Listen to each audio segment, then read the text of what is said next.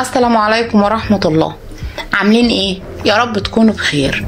النهاردة معانا 10 كائنات حية من آلاف السنين، وفيه كائن حي من قبل عصر الديناصورات. انا لما شفتهم انبهرت، فقلت منبهرش لوحدي بقى، وتعالوا كده نشوف الكائنات دي. اهلا بيكم، انا نور عجلان وانتوا دلوقتي في بنك العلم. اتمنى لو استفدتوا اي معلومه من الفيديو ده ادعموني بلايك وكومنت، ما تنسوش تشتركوا في البنك عشان رصيدنا العلمي يزيد. اول كائن معانا قنديل البحر الخالد. هو قنديل بحر صغير، وبيعتقد انه النوع الوحيد على الارض اللي عنده القدره على العوده الى مرحله الحداثه، بمعنى بيرجع صغير لما بيكبر او يتعب او تحصل له اصابه. العمليه دي بتتيح لقنديل البحر إمكانية إنه يعيش للأبد. أيوة انتوا سمعتوني صح، يعني جايز تكون في قناديل بحر عايشة في المحيط وكانت موجودة من عصر الديناصورات أو قبله كمان، وده بناء على مجلة ساينس ألارت العلمية اللي قالت إن عمره يتعدى 66 مليون سنة. ورغم كده فقدرة قنديل البحر الفريدة على الرجوع لسن الصغر واللي بيسموها عملية التمايز المتغير لسه موضع دراسة وغموض لعلماء الأحياء. وبتعيش بقى قناديل البحر في كل أنحاء المحيطات الاستوائية والبحار المعتدلة في العالم. وعلى الرغم من حجمها الصغير ده، فقناديل البحر الخالدة واحدة من أقدم الكائنات الحية في العالم. وتاني كائن معانا اسفنج البحر البركاني. الاسفنج البركاني هو نوع قديم من اسفنج اعماق البحار، وموجود في بعض المناطق البعيدة جدا في المحيطات. عمر الاسفنجات دي اللي شكلها كمثري اكتر من 150 الف سنة، وبيعيشوا في الفتحات الحرارية المائية في قاع البحر لانها سخنة باستمرار بسبب النشاط البركاني تحت سطح البحر. الاسفنج البركاني حجمه كبير جدا، وممكن يوصل قطره ل 2 متر، وبيعيش في أعماق البحر ما بين 20 ل 160 متر تحت سطح المية. كمان بيعيش في الظلام الدامس، وبيفضل كده لآلاف السنين، وده بيخليه واحد من أقدم الكائنات الحية ومعجزة في حد ذاته. ثالث كائن معانا شجرة صنوبر بريستليكون القديمة، ودي بيعتقد أن عمرها حوالي 50 ألف سنة، وموطنها الأصلي الجبال البيضاء في كاليفورنيا. وقدرت الشجرة دي تفضل على قيد الحياة في الظروف البيئية القاسية لفترة طويلة، وده بيرجع جزئيا لأن خشبها كثافته عالية ومقاوم للتعفن والجفاف والتسوس. الشجرة دي دايما خضرة في كل الفصول، وموجودة في المرتفعات العالية والمناطق الجبلية زي كاليفورنيا ونيفادا ويوتا وأريزونا.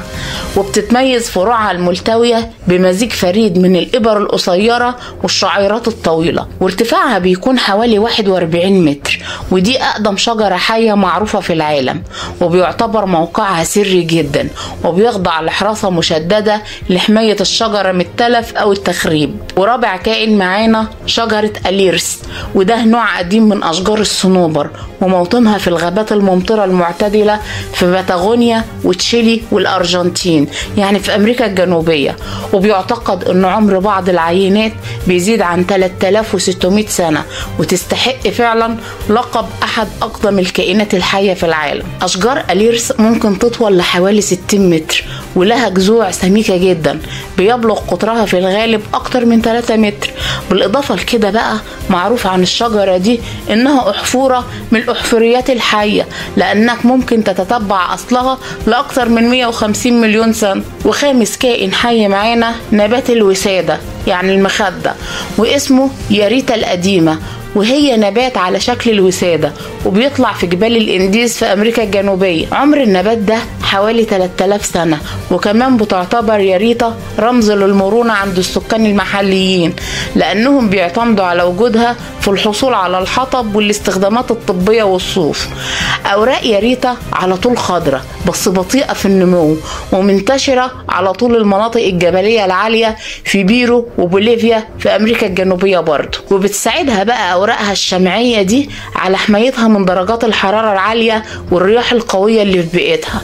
وكمان بقى نظام الجذر العميق لنبات ياريتا اللي على شكل وسادة بيخليها تقدر تكمل على قيد الحياة خلال فترات الجفاف. وسادس كائن حي معانا شجرة السكويا العملاقة. عمر أشجار السكويا اللي بيتميز خشبها باللون الأحمر حوالي 3200 سنة، وبكده بقت واحدة من أقدم الأنواع الحية على وجه الأرض. وموطن شجرة السكويا في كاليفورنيا، وممكن يوصل لارتفاعها ل 100 متر، وده يخلي الخشب الأحمر أطول أنواع الأشجار في العالم. كمان أشجار السكويا مقاومة للحريق بشكل عجيب، مش بتتحرق من تحت خالص، ومش بتتحرق غير لو النار كانت فوق وتحرق التيجان بتاعتها. بس لسوء الحظ بتعتبر أشجار السكويا من الأنواع المهددة بالانقراض، وده بسبب تدمير بيئتها، ومش فاضل منها غير حوالي 80,000 شجرة حية. وسابع كائن حي معانا شجرة زيتون فوف. من المحتمل ان تكون شجرة زيتون فوف على قيد الحياة من 2000 ل 4000 سنة، وطولها حوالي 9 متر، وقطر جذعها الملتوي حوالي 5 متر. ورغم عمرها ده فشجرة الزيتون القديمة دي لسه بتنتج زيتون لحد وقتنا الحالي. وشجرة زيتون فوف موجودة في جزيرة كريت اليونانية، وهي واحدة من أقدم أشجار الزيتون الحية في العالم، وبتعتبر شجرة محبوبة ورمز مميز في اليونان، ونقطة جذب سياحي للزوار من كل أنحاء العالم، بالإضافة إلى أنها كانت مصدر للغذاء والدواء والخشب من العصور القديمة ولحد وقتنا الحالي. وتامن كائن حي معانا شجرة البوباب الإفريقية، باعتبارها أقدم النباتات المزهرة الحية، فمتوسط عمرها من 1500 ل 2000 سنة، وموطنها الأصلي في إفريقيا، ولها جذع ضخم وبيوصل قطره لحوالي 10 متر، وحتى فروعها شبه الجذر بتاعها، معقدة وواسعة ومنفخة. بتتميز بقى شجرة البوباب الإفريقية بالمرونة بشكل مش معقول، لأنها بتقدر تتحمل الظروف الجوية القاسية وفترات طويلة جدا بدون مية. ورغم كده فأشجار البوباب مهددة بالانقراض بسبب إزالة الغابات وتغير المناخ. وتاسع كائن حي معانا زهرة الألف عام، ودي بقى بتطلع في كاتدرائية كاثوليكية في ألمانيا، وعمرها حوالي 1200 سنة، واسمها كمان وردة هيلدسهايم. ومن المحتمل إنها تكون اتزرعت وقت ما بنوا الكنيسة في أوائل القرن ال18. في كل موسم إزهار بتتسلق حوالي 7 متر فوق كاتدرائية هيلدسهايم، وبتنتج مئات الورود باللون الورد الفاتح. وعاشر وآخر كائن حي معانا هو البطلينوس الأسود، وده بيعتقد إن عمره حوالي من 400 ل 500 سنة. ورغم كده فأقدم حيوان حي في المحيط تم تسجيله كان اسمه منج البطلينوس، وده عاش 507 سنة، وبيعيش النوع ده في شمال المحيط الأطلسي، وبيبهر العلماء بطول عمره، وقشرته السميكة بتوفر له الحماية من الحيوانات المفترسة، وفي الوقت نفسه فقدرته الفريدة على تخزين الطاقة بتسمح له بالبقاء على قيد الحياة لفترات طويلة في البرد الشديد والظلام الدامس. وبس كده خلص موضوعنا. أتمنى لو عجبكم الموضوع تدعموني بلايك واشتراك وكومنت حلو زيكم كده، والسلام عليكم ورحمة الله.